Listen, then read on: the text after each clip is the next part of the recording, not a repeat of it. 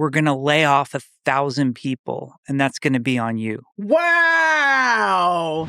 But now, what I really want to talk about, and what really made my hair fall out of my head, was seeing that Jeff Kaplan, the former head of the Overwatch team, he finally spoke out on why he left Blizzard. He did do a podcast on what is known as Lex Fridman. I've never heard of this person before, but now I heard of him since they got Jeff spilling the beans. We're going to listen to him give the tea, the 411.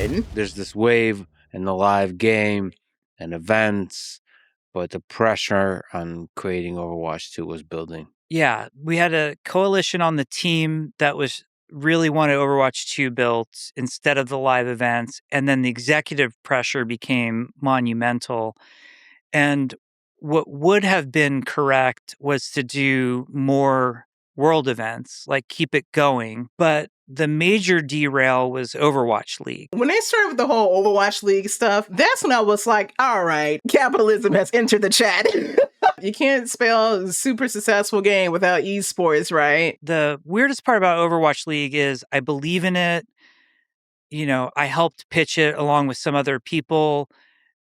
We thought it was like the future of esports and doing regional-based teams, ensuring minimum player salaries and player protections. Like, there was a lot of very good about Overwatch League. Oh, so Jeff is the one that pitched it. Sacre bleu, Jeff. Sacre bleu. At least the man was just like, look, I had good intentions about this. I can see the vision behind it. It's just that, you know, usually with esports comes a lot of eye-rolling activities to take away from the fun of esports, cities, or at least getting involved in esports. International will be a real competition.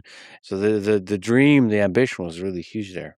Yeah, the team's part of the dream was more of like regional based, player protection, try to make esports more of a first-class citizen, because there were all these stories about like shady teams, you know, screwing their players over. Pretty much he was like, listen, if we are the ones who make the game, if we're the ones that create the league and create these stipulations for, you know, pro players to be able to be paid, you know, appropriately, everybody is being treated fairly, right? Not have to worry about third-party organizations entering in and exploiting these players. Where it got away from us was there was a lot of excitement about Overwatch League, like too much so, and then it got over-marketed to the people buying the teams, and they were pretty much selling the Brooklyn Bridge that Overwatch League was going to be more popular than the NFL. All right, somebody over at Blizzard was smoking the finest of Bobby Kodak's crack, more popular than the NFL. That delusion is about as delusional as my crackhead aunt believing that she will grow the rest of her teeth back. Mind you, she only has like 3 teeth. There's always some bullshit that certain studios love to sell to people, and then they wonder why when shit backfires, it backfires horribly in their face. We got a bunch of billionaire investors in not the billionaires. We signed this huge deal with Twitch for streaming of Overwatch League. Here's all these commitments we made for Overwatch League of like in-game stuff that had to exist. Like a lot of it was integration with Twitch and camera control and that kind of stuff. The other part of it was a bunch of skins and you know, uniforms for all the teams. That doesn't sound good because he's like, we're full on treating this Overwatch League like an actual sport, right? Which means they want to see a return of money, a return of investments. It being a game, they're like, add features to the game that probably weren't even initially designed to be in the game, but we want you to add these features so that it completely caters to us. Now, once you put this into perspective of the game starting to cater more towards esports rather than catering to its original cause of just being a fun first-person shooter, yeah, there's a disconnection that is starting to happen between the fans and the developers. All of your plans at that point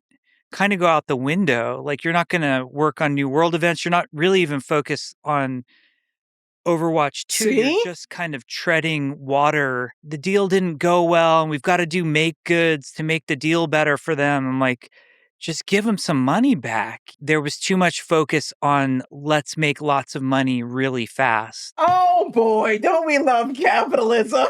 A game with some really nice quality, that's cute, but does it make money quick for us? Nope. And it became more about the money versus the financial reality kicked in where these teams now, we didn't just have, executives at Activision and Blizzard who cared about the bottom line of Overwatch. We had all these people who basically invested in the game, and then they started to express their opinions. If there's one thing a billionaire investor is gonna do, it's start believing that they can also call the shots. Not only do you have the executives at Activision Blizzard involved in wanting to see this league create money, now you have the investors who are giving you the money to fund all of these different teams. Now they're like, we gave you money in order to help you fulfill the vision of what you wanted to do with this league. Now we want to know, how are you gonna make us money? This is just a situation of now we're getting too many cooks in the kitchen. Too many cooks in the kitchen, and half of them barely know how to make French toast, French waffles. Now, you know what? That sounds like a combination. Let me not. I just got rid of my third chin. Originally, the business model was going to be that they were going to do in-person events, and there's going to be big ticket sales and then merch, and all of that. Yeah. And I understand, think t-shirts. really quickly, everybody learned all that stuff. Yeah, we can't do in-game events when you have a London team and a Shanghai team. And so what he's saying is that for them to have wanted the league to initially start off as just like a region US thing, right? A team in Texas can easily meet up with a team in Miami. A team in Nashville can easily meet up with a team in LA. When they started having the Shanghai team, the London team, the Seoul team. Okay, now you're bringing in countries. That means not only are you going to have to take plane trips to get over to those countries, but you have to get not only just a passport, but a visa as well to be over there. And if it is, then a certain type of visa. And if so, how long do you have to wait to get the visa approved? And then if it gets approved, then how long will it take for you to actually receive the copy of the visa? There's just so much of a process in time when it comes to documentation and trying to operate in other countries. The merch was good, but it wasn't going to be making NFL level money, whatever insanity anybody thought that was going to be. So everybody quickly defaulted back to, hey, didn't Overwatch make $500 million just in the live game last year? What can we sell and what can you give us? That pressure comes onto the team. Oh, that's and so then lame. The pressure to ship Overwatch 2 and all care and love that we had for the live game and the live let's just make events and new heroes and new maps. We're losing all these resources. And it got to the point,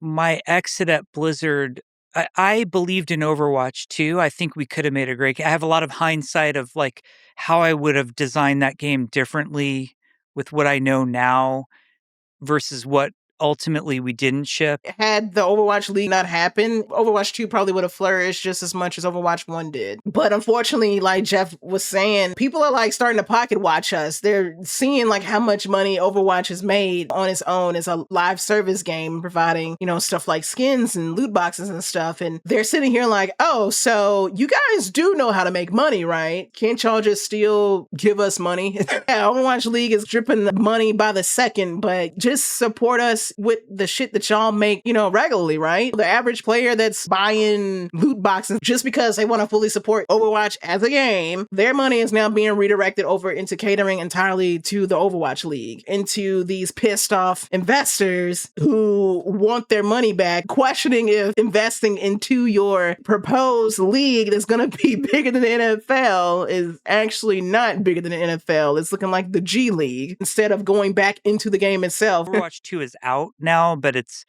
not the Overwatch 2 that we planned and announced. I'm pretty sure that Overwatch 2 was definitely going to go the route that it was originally supposed to. The Overwatch 2 sounded like it was just going to be like more event focused, more of like the lore being expanded upon, upgrading the heroes, being able to play against the Overwatch 2 fan base, even if you still own Overwatch 1. To be honest, I feel like everybody or most people that played Overwatch 1 already knew what it was, because I remember I was calling Overwatch quote unquote 2 Overwatch 1.5. And then the more they started adding Overwatch 1 stuff back into Overwatch 2, I was like, oh, okay. So now it's Overwatch 1.3. When you're referring to Overwatch 2 in this conversation, you're referring to the PvE version. The PvE version. Which, by the way, I would have loved to play. Yeah. I think everybody would have loved to have played it. And there's a misconception online that all I cared about was PvE and I didn't care about PvP. All of the Overwatch 2 PvP maps were something that I said to the team over and over.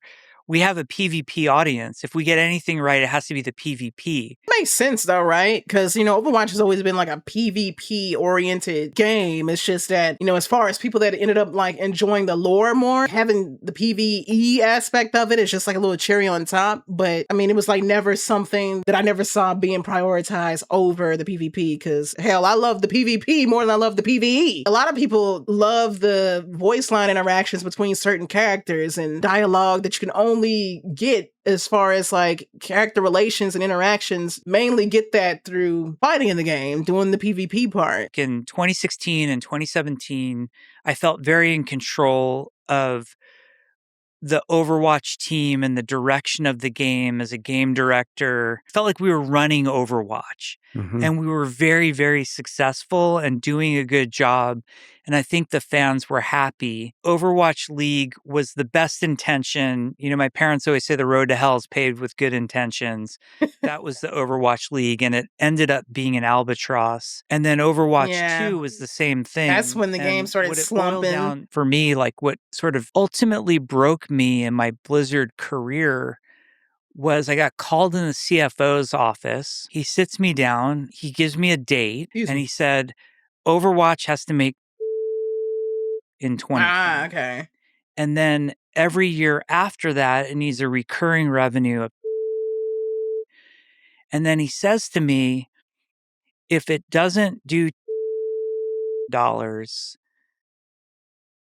we're going to lay off 1,000 people, and that's going to be on you. Wow. What? I'm well aware that when it comes to these layoffs and stuff, you will never see me try to blame it on like the developers not making the best game or whatever, because the niggas should know that like when it comes to like these games that get approved and stuff, it's always the suits that somehow always intermingle and they want the game to change from its original core. They are usually the ones that are always telling the developers, hey, can you make this look like the next Fortnite? And as we can see from this interview, Jeff has just been like, yeah, this is how Overwatch was intended. More people started to get involved that were not developers at all, trying to call the shots and take over. But to hear an executive go, we need to see more money coming in at this exact certain whatchamacallit, and if it doesn't make it, not only are we going to just lay off 1,000 people, but we're also going to let you be the fall guy. That is insane to hear. Mind you, this is happening to a game that is already prospering. This wasn't happening to like a game that wasn't successful. This wasn't happening to a game that flopped on launch. This is being presented to the guy that made the most popular first-person shooter in 2016. I don't care how anybody feels about Overwatch now, but when it first released, this game was a fucking revolution. I don't think people nowadays just know the massive popularity that Overwatch had, to the point where like Overwatch, the game itself, could have had a whole con. Yes, a convention dedicated to Overwatch alone. Fuck a BlizzCon. They could have just did Overwatch Con. Them tickets would probably sell out. Like, that's the scope of what we're dealing with. To hear some shit brain executive was gonna be like, we're gonna paint to the average gamer that, it wasn't us. We wanted to actually keep these people. It's just, if Jeff was only a better head. And I think that's the crazy part about it, is that like, it's never the executives at the end of the day when it comes to like the fan base being upset or like gamers being upset. They never, for some odd reason, ever give it to the suits involved. The big people who really call the shots. cats who really influence, like, if a game can just, truly be made and not bothered at all and fulfill, like, the entire creative vision that it was, conceptualized in. And I'm glad Jeff is coming out saying this, because Jeff is like, look here, do you really think developers are rolling the dough, buying mansions made out of gold and owning exotic cats? No, this is the reality. We get treated like shit. And then on top of that, we get made to be the fall guys. And that was Jeff's wake up call to be like, oh, y'all can suck my dick from the back. And that was just the biggest fuck you moment I had in my career. It felt surreal to be in that condition. And as somebody who's worked on a lot of games, made a lot of games, you get in these meetings where they're like, Fortnite has 1,400 people working on it. If you just hire 1,400 people and make it free to play, we'll make that money, right? What did I tell y'all earlier? These are the thoughts of people up at the top who don't even probably own a gaming console. Y'all would be surprised the amount of developers that have came out and was just like, yeah, these executives don't actually play the video games that they're in charge of. They don't even play video games at all. They just see video games as just another avenue to make money. Their only impression of how to make a successful video game is just seeing what other successful video games have done and then trying to replicate that magic. That's delicioso. Believed I would never work any place but Blizzard. I loved it. It was a part of who I was. And I literally thought I would retire from the place. I never thought the day would come. I told y'all to see the announcement that he left for 19 years. Even me, I'm like, that just sounds like such an odd number that someone would choose to leave from what seems to be like a studio that they dedicated their entire career around. It just seems weird to just leave 1 year short of 20, right? So Jeff leaving after 19 years was always something I was just like, there's got to be something going on at Blizzard to make him leave. At first, I initially thought it was just all the sexual harassment and the weird titty milk drinking and the Bill Cosby parties that was going on that influenced for Jeff to leave. When Jeff left, immediately all that shit broke out about Activision Blizzard. I think most people were like, did Jeff already know about this stuff happening and left preemptively? But no, now that Jeff has come out, Jeff was like, no, I left because I want them motherfuckers to kiss my ass on trying to make me a scapegoat. A lot of things is coming into the light. Yeah, that's the end of the segment. So that's all that part of Jeffrey McCaffrey, aka Jeff Kaplan, leaving Blizzard. That was the end of it.